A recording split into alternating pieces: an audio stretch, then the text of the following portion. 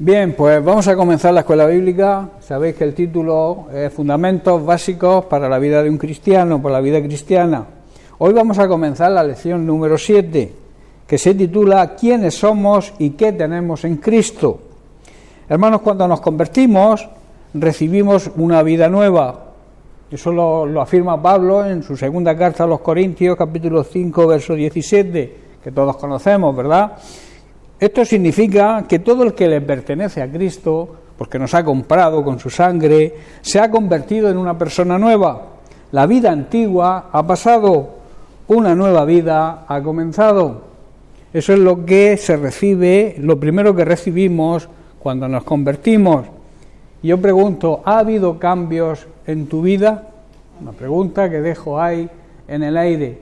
¿Somos los mismos que éramos antes de convertirnos? ¿O ha habido cambios en nuestra vida? Debemos analizarlo y ver lo que hacíamos antes y lo que hacemos ahora si concuerda. Tiene que ser totalmente opuesto, ¿verdad? Algunas cosas haríamos bien, pero por regla general, antes de convertirnos, casi todo lo hacíamos mal. Cuando nos convertimos, cuando le pertenecemos a Cristo de verdad, cambiamos de vida. En esa vida que hemos comenzado, tenemos ya vida eterna. No me canso de explicar esto. Cuando nos convertimos tenemos ya vida eterna, empezamos a disfrutar la vida eterna, porque Jesús mismo en Juan capítulo 3, verso 16, otro versículo que conocemos muy bien, dice, porque de tal manera amó Dios al mundo, que ha dado a su unigénito, Hijo, para que todo aquel que en él cree, y recordar que creer va unido a la obediencia, no se pierda, mas tenga, no tendrá, mas tenga vida eterna. Hermanos, Dios amó tanto y sigue amando hoy tanto a las personas de este mundo, dice Jesús, que me entregó a mí, que soy su unigénito Hijo, para que todo aquel que crea en mí, porque son palabras de Jesús, no se pierda, no se condene, sino que ya tenga vida eterna.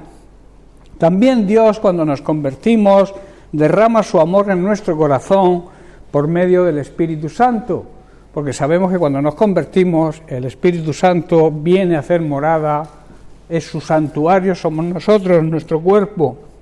En Romanos capítulo 5, verso 5, Pablo lo expresa así, dice, la esperanza no avergüenza, porque el amor de Dios ha sido derramado en nuestros corazones por el Espíritu Santo que nos fue dado. Y esa esperanza, hermanos, no acabará nunca en desilusión, en desengaño, pues sabemos con cuánta ternura nos ama Dios, porque nos ha dado el Espíritu Santo que nos había prometido para llenar nuestro corazón con su amor. Eso es tremendo, ¿verdad? Eso es una gran cosa que recibimos cuando nos convertimos, cuando empezamos a vivir esa nueva vida. En esa nueva vida también recibimos el testimonio del Espíritu Santo. El Espíritu Santo da testimonio de lo que somos y de la nueva vida que empezamos a vivir. Dice así Romanos capítulo 8, versos 16 y 17, porque estamos repasando todas las citas bíblicas que hablan sobre esto. Dice, hemos recibido el Espíritu Santo. Romanos, el testimonio del Espíritu Santo. Romanos 8, 16 dice, el Espíritu mismo, el Espíritu Santo, da testimonio a nuestro espíritu para diferenciar el Espíritu de Dios con el Espíritu humano. Si leéis la Biblia, el Espíritu de Dios siempre va con mayúscula, empieza con mayúscula. En cambio, el Espíritu humano empieza con minúscula, para no confundamos un espíritu con otro. Y aquí dice, el Espíritu de Dios da testimonio a nuestro espíritu de que somos hijos de Dios. Y si somos sus hijos, también somos herederos, herederos de Dios y coherederos con Cristo, si es que padecemos juntamente con Él, para que juntamente con Él seamos glorificados.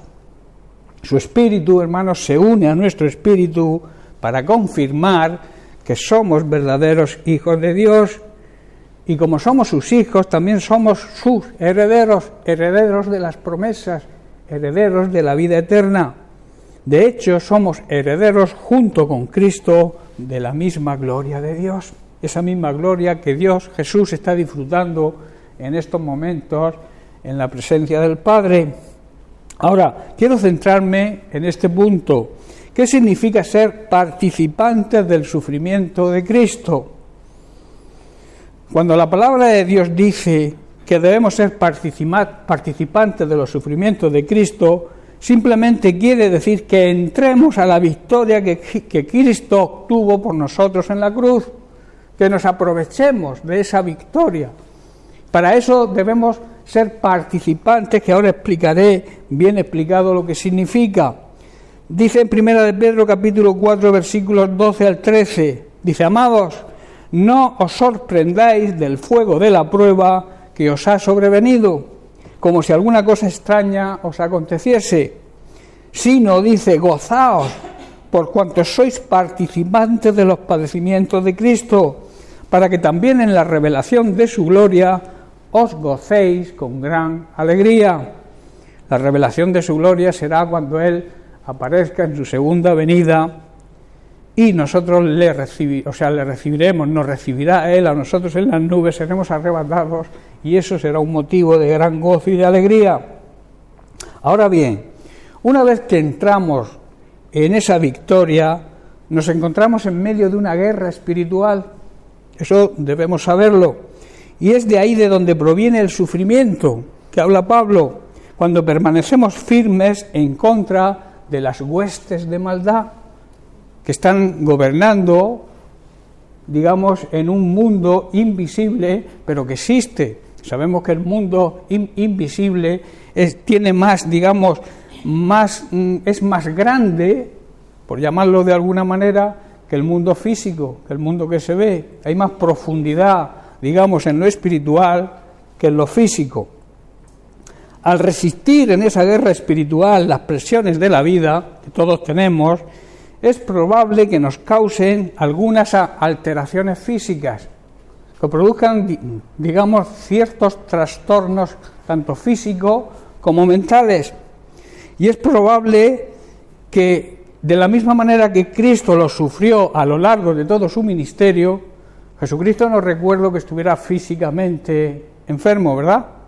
Pero sí sufrió. Es que a veces juntamos o pensamos que el sufrimiento va unido a la enfermedad, que también, ¿no? Pero en este caso, Pablo está hablando del sufrimiento que sufrió Cristo a lo largo de todo su ministerio.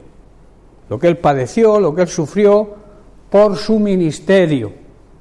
Por eso dice que nosotros debemos participar de ese mismo sufrimiento cuando presentemos el Evangelio a los demás, porque seremos perseguidos, nos ofenderán, se reirán de nosotros, se burlarán. ¿Estáis comprendiendo? A ese tipo de sacrificios es a los que se refiere Pablo, que debemos compartir los mismos sufrimientos que sufrió Cristo por predicar, por traernos la salvación a este mundo, a nosotros, por predicar las buenas nuevas del Evangelio, por hacer el bien a todos. Él sufrió, lo vituperaron, Él sufrió frío, sudó, pasó calamidades, en momentos estuvo triste, fue traicionado por uno de sus íntimos amigos al cual él había elegido para que le siguiera. Luego se burlaron de él, le escupieron en la cara. Todo eso es sufrimiento. Y el sufrimiento al que se refiere Pablo es precisamente ese, que nosotros debemos estar dispuestos a participar de ese mismo sufrimiento. ¿Estáis comprendiendo? Amén. Lo del sufrimiento de las enfermedades, eso es aparte, ¿me entendéis? No tiene nada que ver con la enfermedad física, estos padecimientos que aquí nombra Pablo, ni con las dolencias. Sabéis que la dolencia son, causadas, son, enfermedades espirituales, sufrimientos espirituales por una mala infancia, por experiencias vividas, por abuso sexual, por todo este tipo de cosas que muchos jóvenes sufren. Entonces también Jesús vino a llevarse esas dolencias. Él cargó en la cruz con nuestra enfermedad física y con nuestras dolencias espirituales, nuestras dolencias en nuestra mente. que eso no se va, eso cuesta mucho. Cuando alguien ha sido abusado, alguien ha tenido una mala experiencia en su juventud, eso cuesta sacarlo. Pero en Dios, Jesucristo, cargó también con esas dolencias. Pero este tipo de dolencias, tanto como las enfermedades físicas, no tienen nada que ver con los sufrimientos a los que alude el apóstol Pablo. ¿Estáis comprendiendo, verdad? Jesús ya cargó con todos nuestros sufrimientos en el mundo físico, enfermedad física, y también en la enfermedad mental, dolencias por heridas del pasado, y lo hizo para que nosotros hoy podamos ser libres, sin olvidar la autoridad y la soberanía de Dios, que Él decide en su soberanía.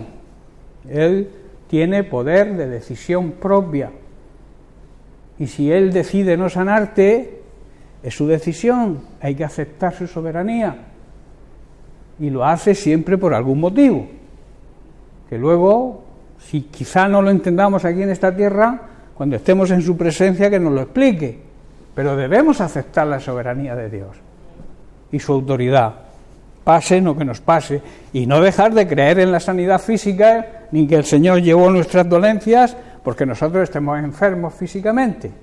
¿Estáis comprendiendo? Porque debemos, como he dicho, debemos aceptar su soberanía. En Juan capítulo 8, verso 36, el propio Jesús nos dice: así que si el Hijo os libertare, seréis de verdad libres. Verdaderamente seréis libres. Libres de enfermedades, libres de toda atadura que podamos tener. La libertad en Cristo precisamente es esa, no es hacer lo que nos dé la gana. La libertad en Cristo quiere decir que nos libra dentro de su soberanía de todo tipo de dolencias, de todo tipo de enfermedades, de todo tipo de pruebas, de todo tipo de circunstancias y sobre todo de las ataduras y de la mayor atadura que el hombre tiene, que es el pecado, ¿verdad? Y las consecuencias que nos traen. En Gálatas capítulo 3, versículos 13 al 14, también Pablo dice: Cristo nos redimió, o sea, nos sacó, nos compró, pagó el precio de la maldición de la ley, hecho por nosotros maldición, porque sabéis que todo aquel que moría en una cruz era maldito, maldito el que moría en un madero. Versículo 14, para que en Cristo Jesús la bendición de Abraham alcanzara a los gentiles, a fin de que por la fe recibiéramos la promesa del Espíritu Santo. Hermanos, mediante Cristo Jesús, Dios bendijo a los gentiles. Sabéis que los gentiles eran las personas que no pertenecían al pueblo hebreo, al pueblo de Dios, y los llamaban gentiles, y ellos creían que no eran salvos. Pero Dios, a través de Jesucristo, hizo que la bendición prometida a Abraham, que era su venida, esa promesa que Dios le hizo a Abraham, era para que al fin los creyentes hoy pudiéramos recibir también por medio de la fe en Jesucristo al Espíritu Santo que Él nos prometió, aunque no pertenezcamos al pueblo hebreo. ¿Estáis comprendiendo?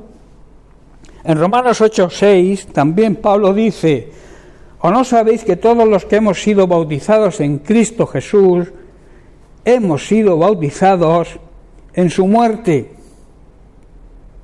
Porque somos sepultados juntamente con Él para muerte por el bautismo, a fin de que como Cristo resucitó de los muertos, la simbología de nuestra resurrección espiritual, por la gloria del Padre, así también nosotros andemos en vida eterna. Esa vida nueva que estamos estudiando, la vida nueva en Cristo cuando nos convertimos, la vida eterna. A esto se refería también Pablo cuando escribió en Romanos 8:17, cuando dijo que sufrimos con Él para ser glorificados con Él.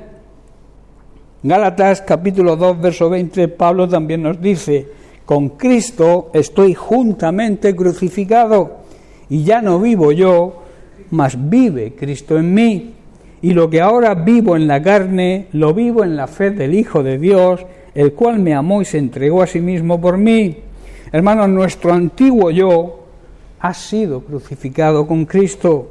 Ya no vivimos nosotros, sino que es Cristo quien vive en nosotros. Es Cristo quien dirige nuestra vida. Así que vivimos en un cuerpo terrenal, pero confiando en el Hijo de Dios, quien nos amó y se entregó a sí mismo por nosotros. De acuerdo con estos versículos, nosotros estábamos junto a Jesús cuando Jesús fue crucificado. Estábamos también ahí, nuestro viejo yo, nuestra vieja naturaleza pecaminosa, también estaba crucificada con Cristo. ¿Estoy comprendiendo? Es algo, digamos, que es difícil de entender, pero que se entiende cuando recibimos la revelación del Espíritu Santo, cuando nos dice que tenemos esa nueva vida.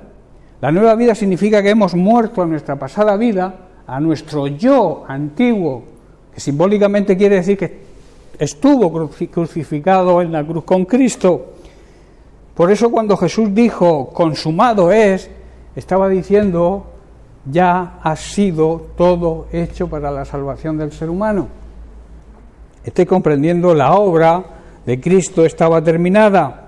Y la gran noticia, la gran revelación que traen estos textos bíblicos es que ahora es el tiempo de ser glorificados por nuestro Padre Celestial al llevar una vida santa y justa, esa nueva vida que estamos viendo.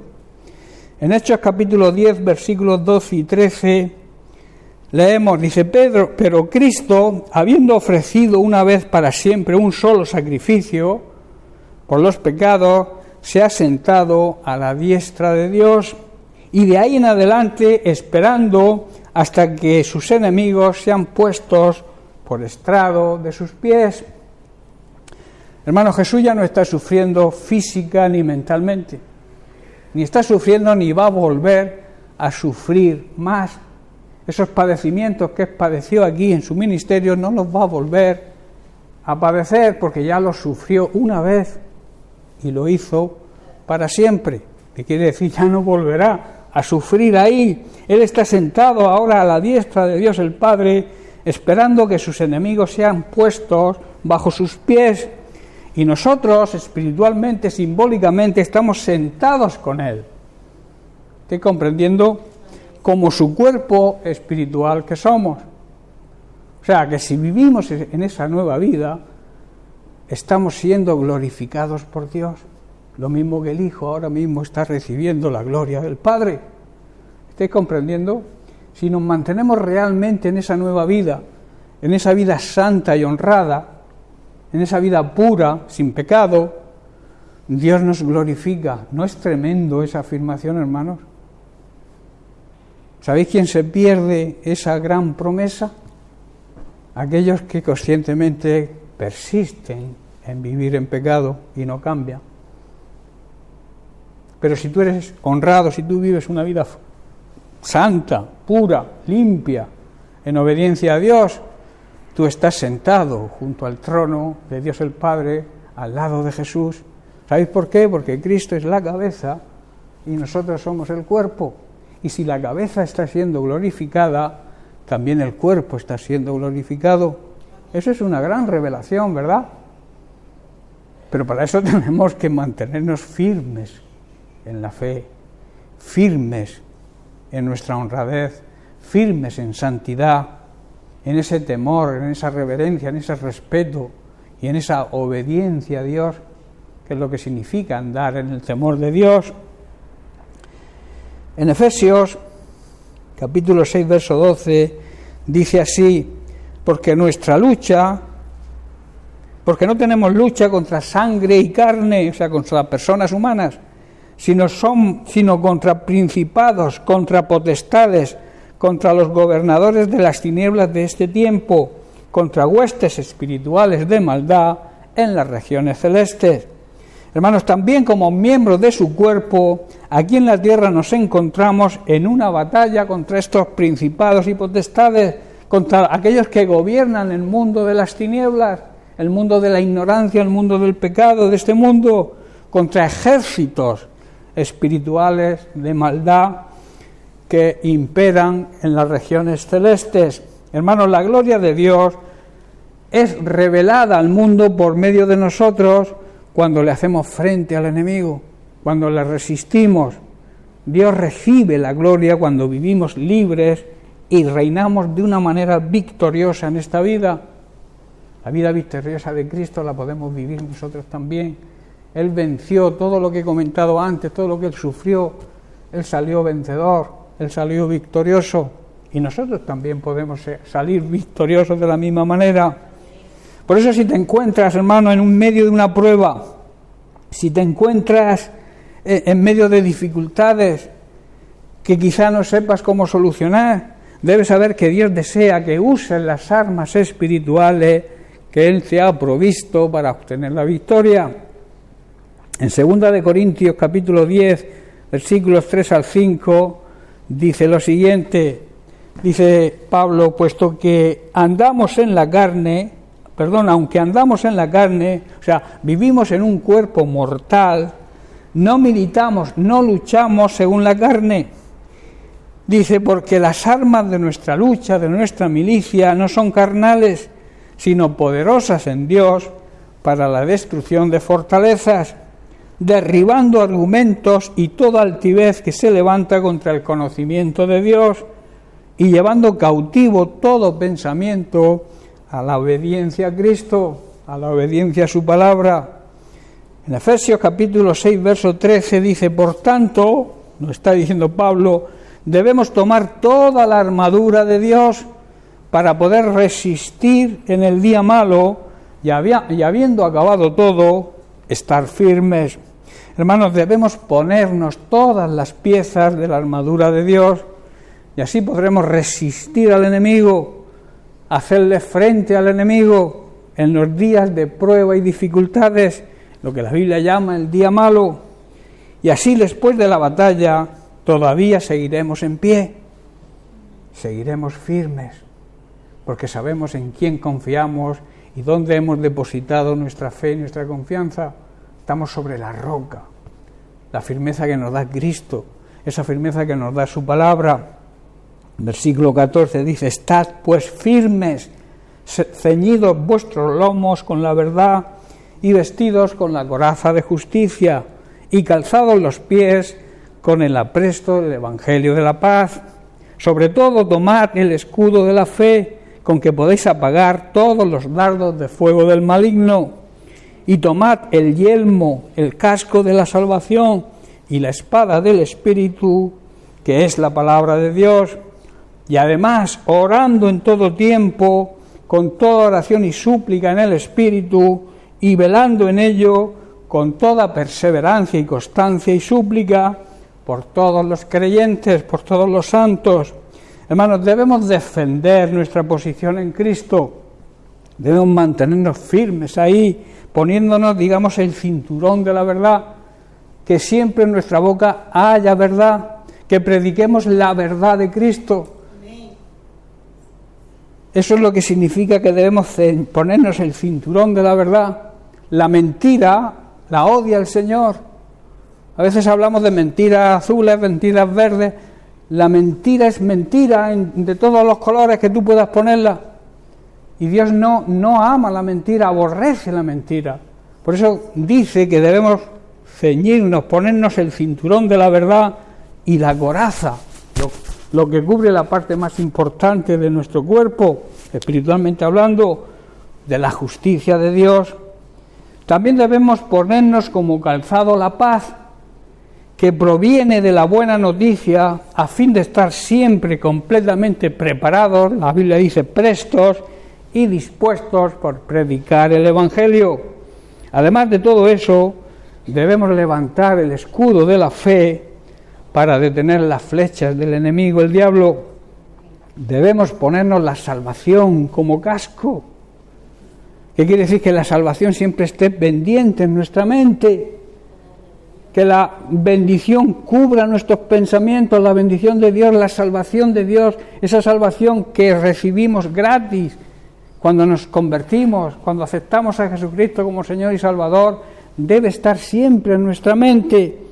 Por eso dice que tenemos que ponérnoslo como casco, como algo que nos ponemos en la cabeza, que siempre está protegiendo nuestra mente y siempre nos está diciendo que somos salvos. Y también tomar la espada del Espíritu. La palabra de Dios tiene que ir por delante en nuestras vidas. la palabra de Dios fiel y pura, como Cristo la predicó y la transmitió a sus discípulos, la palabra de Dios sin adulterar. Hoy en día tenemos que llevar mucho cuidado porque hay mucha adulteración de la palabra de Dios. Debemos ir a la doctrina de los apóstoles, o sea, lo que Jesucristo les enseñó a los apóstoles, y no desviarnos por tantas falsas doctrinas, falsos maestros, falsas enseñanzas que por desgracia hoy abundan y engañan incluso a los escogidos de Dios, hermanos. Llevemos mucho cuidado. No, a veces la herramienta de Internet es buena para ciertas cosas, un buen uso de Internet no es malo, pero hay mucho peligro con lo que se escucha, se ve y se comparte. A veces no nos damos cuenta y compartimos cosas que yo a veces digo, Dios mío, esta persona no ha leído lo que ha compartido. Quizá por el título muchas veces decimos, esto tiene que ser bueno, pero no profundizamos y lo compartimos. Tenemos que tener mucho cuidado lo que compartimos, porque cuando tú compartes algo, estás diciendo que crees eso que compartes. Y si dentro de eso que compartes hay una herejía, ¿qué ocurre? Porque no te has parado a pensar, porque no has buscado el discernimiento del Espíritu Santo. ¿Qué ocurre? Que te contaminas tú y contaminas a los demás. Hoy en día las redes sociales tienen muchísimo alcance, muchísimo. Cualquier cosa que cuelga se ve en todo el mundo. Y puedes estar haciéndole daño a alguien en Argentina o en Brasil a través de algo que tú has compartido en Facebook. ¿Estáis comprendiendo, hermano? Tenemos que tener sabiduría. Yo no estoy en contra del Internet, yo lo uso, pero en el buen uso, buscando predicadores que yo sé que predican el Evangelio, viendo sus biografías, viendo sus testimonios. Eso a mí, yo aprendo, pero yo le pido discernimiento y muchas veces me doy cuenta cuando leo esto. Enseguida me doy cuenta de la levadura que echa a perder la masa. ¿Estáis comprendiendo? La palabra de Dios tiene que ser la verdad, y esa verdad es la espada con la que debemos atacar. ¿Pero a quién debemos atacar? Que muchos atacan a los seres humanos con la palabra de Dios, y eso no es bíblico. La palabra de Dios está para atacar al enemigo, para protegernos de los dardos del enemigo. Está la fe, y la palabra es para atacar al enemigo, no a tu hermano que está pasándolo mal y le dice, ve, has hecho esto, la palabra de Dios dice que por hacer eso tienes esto. Hermano, no uses la espada del Espíritu para atacar al enemigo equivocado, porque todos sabemos quién es nuestro enemigo, ¿verdad? Debemos, por tanto, también, aparte de todo esto, reforzar la armadura con la oración en el Espíritu en todo momento y en toda ocasión, momentos difíciles, momentos de bonanza. Siempre debemos buscar la oración en el Espíritu, dejar que el Espíritu Santo nos guíe en oración, y también mantenernos alerta y persistentes en oración por todos los hermanos. Debemos orar por los hermanos, por la iglesia perseguida. Hay muchos hermanos que están siendo perseguidos muy gravemente. Nosotros aquí somos perseguidos, pero la persecución nuestra, digamos, es llevadera. Pero hay hermanos que están muriendo por leer la Biblia. Los están matando. Les están poniendo que si no reniegan de su fe los matan. Los están matando. Debemos orar. Son hermanos nuestros.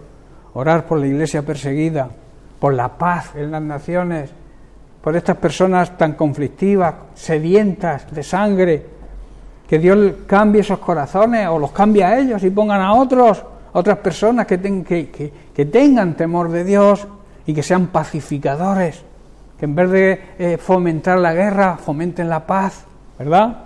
Eso sería lo ideal. También es nuestra obligación orar por todos estos temas. A veces nos paramos a pensar que yo no sé por qué orar, hermano. Hay muchos temas para orar, y la oración tiene que ser el fundamento básico de toda iglesia que se precie. Digamos, yo suelo decir que es el oxígeno de la iglesia. Si no se ora, la iglesia muere. Si no se respira, un cuerpo también muere. ¿Estáis comprendiendo? La oración es importantísima, y es lamentable que a los cultos de oración y de intercesión acuda poca gente, y luego cuando se ora, pues se ora de aquella manera, que no voy a entrar ahora mismo en detalles, pero también debemos aprender a orar, y las enseñanzas de la oración las trae Jesucristo. Él nos enseña, le enseñó a sus discípulos cómo orar, y también nos enseña hoy a nosotros. Hermano, Satanás va a hacer todo posible para mantenernos alejados de la victoria y que no la disfrutemos, pero al recibir la revelación del conocimiento y la sabiduría que encontramos aquí en la palabra de Dios, seremos y saldremos victoriosos de todos sus ataques, de todas sus mentiras, de sus maquinaciones, de sus trampas. Apoyándonos en la espada del Espíritu, saldremos vencedores. Romanos 8, 1 y 2, Pablo exhorta y anima a los creyentes. Dice así: ninguna condenación, nadie nos puede condenar, aquellos que le pertenecemos a Cristo, que estamos en Cristo, los que no andan conforme a la carne, sino que andan conforme al Espíritu. Porque la ley del Espíritu de vida en Cristo Jesús, dice Pablo, me ha librado de la ley del pecado y de la muerte y sus consecuencias. Nosotros, hermanos, le pertenecemos a Él, le pertenecemos a Cristo, y entonces el poder del Espíritu Santo que da vida nos ha liberado del poder del pecado. Eso es una gran liberación. Esa consecuencia también nos ha librado, la consecuencia que es la vida, la muerte espiritual, la condenación. Hemos sido liberados mediante Cristo por su sangre del poder del pecado. La esclavitud que decía él, que decía antes, éramos esclavos del pecado. O sea, el pecado era nuestro dueño. Cuando tú eres esclavo de alguien, ese alguien es tu dueño. Éramos esclavos del pecado, nuestro dueño era el pecado, y la cabeza del pecado es Satanás. O sea, éramos hijos de nuestro padre, el diablo, porque hacíamos las cosas que el diablo quería que hiciéramos. Pero Jesucristo, con su sangre, con su sacrificio, nos ha liberado de ese dueño y de esa esclavitud que tenemos o que teníamos, y ahora somos libres. Libres en Cristo de la mayor atadura, como yo suelo decir, que es la atadura del pecado. Y en Santiago capítulo 1, versículos 2 al 4, hay que saber que las tácticas de nuestro enemigo, el diablo, para hacernos caer en el pecado, si empleamos toda la armadura de Cristo, no van a funcionar. Van a fracasar y nosotros saldremos victoriosos, pero necesitamos cubrirnos con toda la armadura de Dios que hemos estudiado, que hemos visto.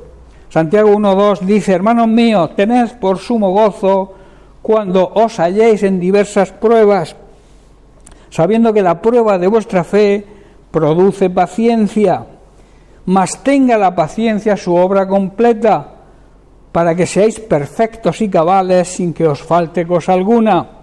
Hermanos, considerémonos muy dichosos cuando estemos pasando por diversas pruebas. Bien sabemos que cuando nuestra fe es puesta a prueba, debe producir paciencia, pero la paciencia tenemos que dejar que acabe la obra. Alguien dijo una vez: Señor, dame paciencia, pero yo la quiero ya. Tenemos que tener la paciencia de hacer que la paciencia haga su obra. La paciencia complete su obra para que seamos perfectos y cabales sin que nos falte nada. O sea, que seamos cubiertos en toda nuestra necesidad. Este lugar de la prueba es un maravilloso lugar para estar sin ninguna necesidad, pues lo tenemos todo en Jesús, ¿verdad? Todo lo tenemos en Cristo. Toda la provisión, toda la sanidad, todo lo que podamos necesitar, lo tenemos en Cristo. En Filipenses capítulo 1, verso 21, Pablo hace una gran declaración. Dice: porque para mí el vivir es Cristo y el morir es ganancia. ¿Qué estaba expresando Pablo ahí? Estaba diciendo que para él vivir significaba vivir para Cristo, dedicar su vida completamente a Cristo y al Evangelio. Pero decía, y el morir es mejor, porque significa reunirme con Él, ¿verdad? Pero él le dice al Señor eso, pero él quería mantenerse fiel y acabar su ministerio aquí en la tierra. Todos muchas veces en un momento determinado hemos dicho, Señor, déjame ya irme a tu presencia. Muchas veces lo desea mucha gente, pero no tenemos que ser egoístas, tenemos que mantenernos en nuestro ministerio hasta que Dios considere que ya está acabado, y entonces iremos con Él, tendremos nuestra ganancia, ¿verdad? La muerte a veces se considera algo que se pierde la vida, pero se gana la vida eterna. Pierdes la vida física, pero te vas con Cristo a disfrutar de su presencia, y eso es maravilloso. Por eso Pablo dice que el morir para él era ganancia. Pablo demuestra aquí su predisposición, fuera cual fuera su situación. Sabemos que Pablo atravesó por muchas dificultades para que la figura de Cristo fuera reflejada en su vida. Él sufrió todo lo que pueda sufrir cualquier ser humano, padeció, pero su predisposición era que la figura de Cristo fuera reflejada en su vida. Cristo siempre estaba presente en su mente. Nada ni nadie pudo nunca hacerle cambiar de modo de pensar sobre Cristo y acerca de Cristo. Él lo conoció de tal manera, y él no convivió, digamos, físicamente con él, contemporáneamente con él, pero llegó a tener una gran revelación de él, tan gran revelación que conoció a Cristo quizás mucho mejor que algunos del resto de los discípulos que convivieron con él. Fue tan grande esa revelación que nada ni nadie pudo hacer cambiar su modo de pensar acerca de Cristo. Lo conoció de verdad, ¿verdad? Él sabía que a través del sufrimiento el poder de Dios podía ser manifestado, demostrando así su fe y su confianza en aquel que fue experto en sufrimiento, ¿verdad? Ya lo dice el profeta Isaías, experimentado en padecimientos, fue un experto en sufrimiento, y también supo participar, supo entender lo de participar de los sufrimientos de Cristo. Daba así testimonio de su fe en Jesucristo. Sus padecimientos confirmaban su fe. Sus padecimientos daban fe, demostraban que Cristo era real. Hermanos, ¿por qué morían los cristianos en el circo romano? Y lo hacían abrazados y con gozo. ¿Por una mentira? ¿Alguien puede decirme a mí que alguien está dispuesto a morir por una mentira? Ellos creían firmemente en Jesús y por eso morían con gozo. O sea, participaban de los sufrimientos de Cristo, demostraban su fe en Cristo en medio del sufrimiento, en medio de la persecución, en medio incluso de la muerte, devorados por las fieras.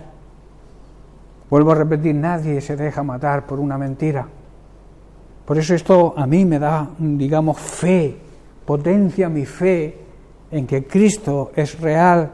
Si alguna duda pudiera quedar cuando analizas la vida de los primeros cristianos de la iglesia primitiva, cómo morían, cómo sufrían, y lo hacían con gozo, nadie se quejaba, ¿verdad? Y hoy en día cualquier cosa que nos ocurre ya nos estamos quejando y más acusamos a Dios de lo que nos ocurre, cuando debemos estar gozosos, como dice el apóstol Santiago, gozosos cuando estamos atravesando diversos tipos de pruebas, porque así estamos demostrando nuestra fe en aquel que vino a esta tierra, murió por nosotros, se hizo hombre siendo Dios, murió, sufrió de la misma manera que hubiera sufrido cualquier ser humano para ganar nuestra salvación. Eso debe transmitirnos gozo y alegría aún en medio del sufrimiento. Amén. Hermanos, el sufrimiento nos hace crecer espiritualmente y hace crecer nuestra fe, que al ser probada para Dios tiene un gran valor. La fe que no es probada, como hablábamos antes, no tiene ningún valor, no sirve para nada. Dios prueba nuestra fe en medio de la prueba. Yo siempre digo que es muy fácil decir que tengo fe cuando todo me va bien. La verdadera fe cree en Jesucristo, cree en las promesas de Dios, aún en medio del sufrimiento. Para Dios, hermanos, no existe la casualidad. Dios lo hace o lo permite todo con un propósito. Para Dios todo lo que nos ocurre es por una causa.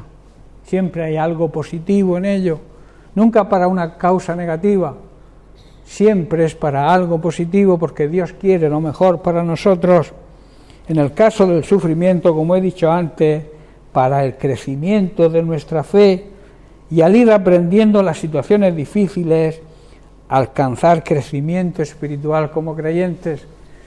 Hay muchos que siguen siendo bebés espirituales porque no saben comprender esta gran verdad, que hay que atravesar por pruebas, porque quizá le hayan predicado un evangelio aguado, un evangelio que habla sin cruz, un evangelio que habla sin sufrimiento, pero la Biblia es bien clara. Debemos participar de los padecimientos de Cristo. Nos cuesta a veces predicar el evangelio porque quizá nos hablen mal, nos respondan de mala manera, se burlen de nosotros, incluso llegan muchas veces a agredirnos, pero eso es parte de ese participar en los padecimientos de Cristo. Cristo padeció por predicarnos el evangelio, ¿verdad? ¿No vamos a padecer nosotros por predicar su evangelio? Sintámonos gozosos cuando estemos atravesando por diversas pruebas, esas pruebas que nos vienen por predicar el evangelio. El mayor aprendizaje, hermanos, es aprender a confiar plenamente en Dios. Para este proceso es necesario que el carácter y la disposición de Cristo sean formados en nosotros. Para todo esto es necesario una buena disposición de nuestra parte. Pablo y muchos de los discípulos de Jesús tenían esa misma disposición. También, hermanos, en esa nueva vida que comenzamos en Cristo cuando nos convertimos, es que nos ha sido dada la mente de Cristo. En el momento que nos convertimos, ya no pensamos como pensábamos antes con nuestra mente humana, porque recibimos la mente de Cristo.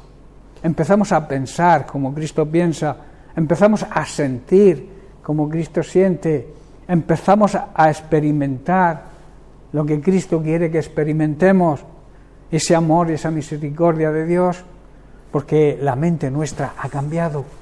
Ahora tenemos la mente de Cristo. En 1 Corintios capítulo 2, versículos 14 al 16 lo vemos. Dice, pero el hombre natural, las personas naturales, normales, las personas inconversas, no pueden percibir las cosas que son del Espíritu de Dios, porque para ellos son, ¿qué? Locura. Muchas veces nos dicen que estamos locos, ¿verdad? Pero bendita locura, digo yo. Y no las pueden entender, porque se han de discernir espiritualmente. En cambio, el ser espiritual juzga todas las cosas, pero él no es juzgado de nadie. Porque dice el verso 16, ¿quién conoció la mente del Señor? ¿Quién le instruirá? Dice, mas nosotros los creyentes, la Iglesia de Jesucristo, tenemos la mente de Cristo. Tremendo, ¿verdad? Las personas que no son espirituales no pueden recibir las verdades del Evangelio, no pueden recibir la revelación del Espíritu Santo porque no mora en ellos. Mientras que no se conviertan, el Espíritu Santo no puede morar en un inconverso. De ahí la necesidad de que se conviertan, que acepten a Jesucristo como Señor y Salvador, reciban el Espíritu Santo y entonces podrán entender las verdades de la palabra de Dios. Yo hablo muchas veces con gente que les he regalado una Biblia o tienen una Biblia. ¿Han leído la Biblia? Sí, pero no la entiendo. Debe haber ese cambio Esa nueva vida debe comenzar, debemos pertenecerle a Cristo para que el Espíritu Santo more en nosotros y nos revele las verdades que se encuentran en la palabra de Dios. Y eso se le llama ser una persona espiritual, andar guiados por el Espíritu Santo. ¿Quién puede conocer los pensamientos del Señor? Se está preguntando aquí Pablo. ¿Quién sabe lo suficiente para enseñarle a Él? ¿Podemos enseñarle nosotros algo a Cristo? ¿Podemos enseñarle nosotros algo a Dios? Es imposible, es Él quien nos enseña a nosotros. Por eso tenemos que tener la mente de Cristo, que siendo un ser humano, porque se despojó de los privilegios de su divinidad, sin dejar de ser Dios nunca, pero se despojó de esos privilegios. Él pensaba de la misma manera que pensaba el Padre. Los pensamientos del Hijo eran como los del Padre. Y cuando tenemos el Espíritu Santo, esos pensamientos, porque el Espíritu Santo nos muestra a Cristo, la realidad de Cristo, la verdad de Cristo, entonces entendemos y empezamos a pensar de la misma manera que piensa el Padre, que piensa el Hijo, revelado por el Espíritu Santo. Así es como funciona la nueva vida que adquirimos cuando nos convertimos. Nosotros, los que vivimos siguiendo la guía del Espíritu Santo, entendemos estas cosas porque tenemos la mente de Cristo, pensamos como Cristo, pensamos de acuerdo a la palabra de Dios. También nuestro cuerpo ha sido hecho templo del Espíritu Santo. En 1 Corintios capítulo 6, versículos 19 al 20, Pablo, después de advertir diciendo, huid de toda inmundicia sexual, nos dice, ¿o ignoráis que vuestro cuerpo es el templo del Espíritu Santo, el cual está en vosotros, el cual tenéis de Dios y que no os pertenecéis, no sois vuestros? Pablo aquí al principio, si leéis un poco antes de estos versículos, está hablando y está advirtiendo del peligro que hay en la inmundicia sexual, en el adulterio, en la fornicación, en vivir en desorden, las personas conviviendo juntas, durmiendo juntos sin ser esposo y esposa. Eso es inmundicia sexual y advierte del gran peligro. Y luego dice, ¿no sabéis que sois el templo del Espíritu Santo? ¿No sabéis que no podéis vivir en esa inmoralidad sexual, puesto que sois el templo donde mora, el santuario donde mora Dios? Pablo es bien claro, el cual dice, está en vosotros, el cual tenéis de parte de Dios el Espíritu Santo, y que no sois vuestros. Nuestro cuerpo no nos pertenece, hermanos, le pertenece a Dios. Por eso debemos cuidarlo de una manera física, no comilonas, no excesos, no fornicando, no adulterando. Debemos cuidar el cuerpo, porque es el templo, el santuario donde habita el Espíritu Santo. Porque dice el verso 20, porque habéis sido comprados por precio. Hermanos, tu nueva vida en Cristo tiene un precio. Hubo que pagar un precio, y ese precio lo pagó Jesucristo, muriendo en una cruz, antes padeciendo, sufriendo, luego muriendo en una cruz. Nació entre gente humilde y murió entre malhechores. Imaginaos, él que era el Rey de Reyes, el Hijo del Rey de Reyes, el Hijo de Dios, podía haber nacido en un palacio. En cambio, nació entre gente humilde, entre pastores y gente que velaba sus ovejas en el campo, para que todos tuvieran la oportunidad de acercarse a él.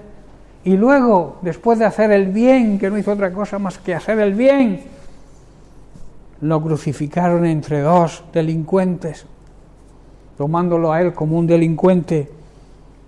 Eso es un precio, ¿verdad? Eso es pagar un precio. Eso merece que dejemos de vivir en pecado, hermanos. Eso merece nuestro respeto. Y respetar a Dios es obedecer, dejar de pecar. Dios no se merece que nosotros le traicionemos con el pecado, ¿verdad? Se lo merece. Se merece lo que hizo Jesús por nosotros, que nosotros vivamos en pecado. Podemos fallar, siempre lo digo, podemos tener un error en un momento determinado, un mal pensamiento, que los pensamientos cuando te vienen a la mente es la tentación, no son pecado. Hay que someterlos a la obediencia a Cristo, dice su palabra, pero el pecado está cuando los escuchamos, no los sometemos a la obediencia a Cristo, y entonces caemos en la tentación, y ahí es donde está el pecado.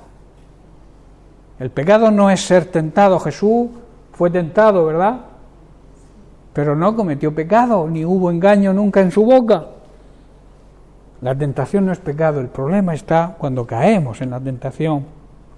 Cristo, como he dicho, nos compró por precio, y entonces debemos glorificar, darle gloria a Dios con nuestro cuerpo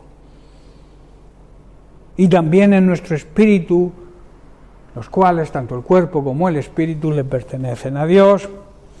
Bien, pues lo dejamos aquí. Hay muchas más condiciones o resultados de esa nueva vida, pero que iremos estudiándolos a partir de la semana que viene. Seguiremos. Muchas bendiciones para todos.